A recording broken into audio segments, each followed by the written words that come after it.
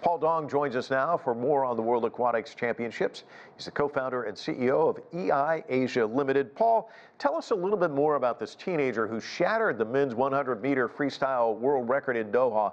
Just an amazing feat. Well, Mike, maybe for some of the top contenders for the Olympic, including this aquatic championships, Pan may be someone very, very unfamiliar. But don't forget that swimming as a sport is never short of teenage prodigies or stars all of a sudden claiming a world championship and Olympic gold. But Pan himself has come from somewhere.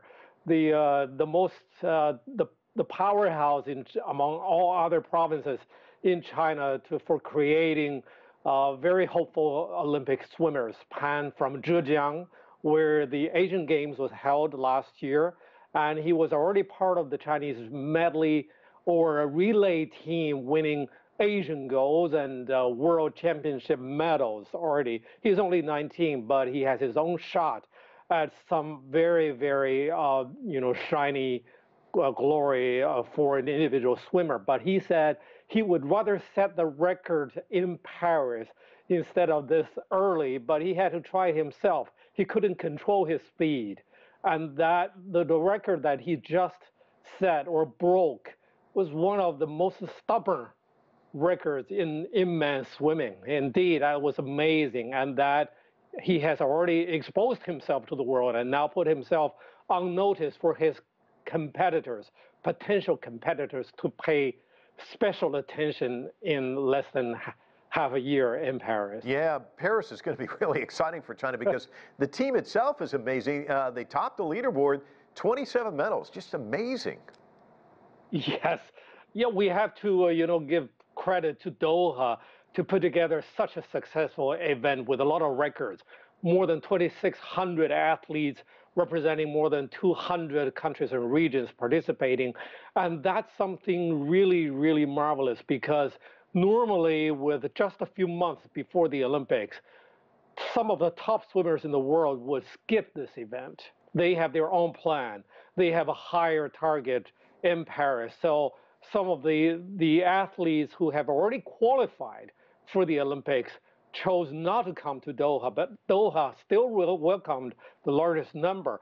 But for this Chinese delegation, Pan Zhangle is already the best known name, and he was joined by a number of younger, relatively unfamiliar or unknown swimmers from China. I mean, China as well didn't send the best known teams to Doha, but it is an opportunity for China, for Pan Zhangle, to help his more senior teammates to take a look at their potential contenders in Doha, and then he will bring back the information for China to be better prepared for Paris. Yeah, Paul, it's I guess if I'm going to be a competitor in Paris, your words just now would make me scared because they're pretty good in Doha.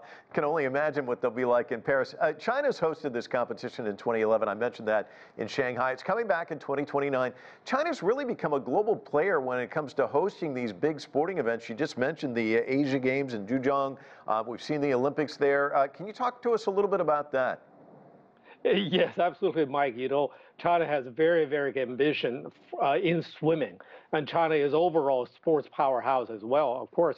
But in swimming, I think for decades, China has recognized that if you are really serious about dominating the table tally in the Olympic Games, you need to do better in swimming. Of course, China has already been a dominant force in diving, but China is also very clear that in the pool among swimmers, that's where that you can challenge the other powerhouses like the United States and Australia. And China still has some way to go before reaching that level, but China is already among the top contenders in swimming, and then that will automatically push China to play host to a number of top-notch international events, including the Swimming World Cup later this year, and the World Championships in 29 back to the water cube you just mentioned. Yeah.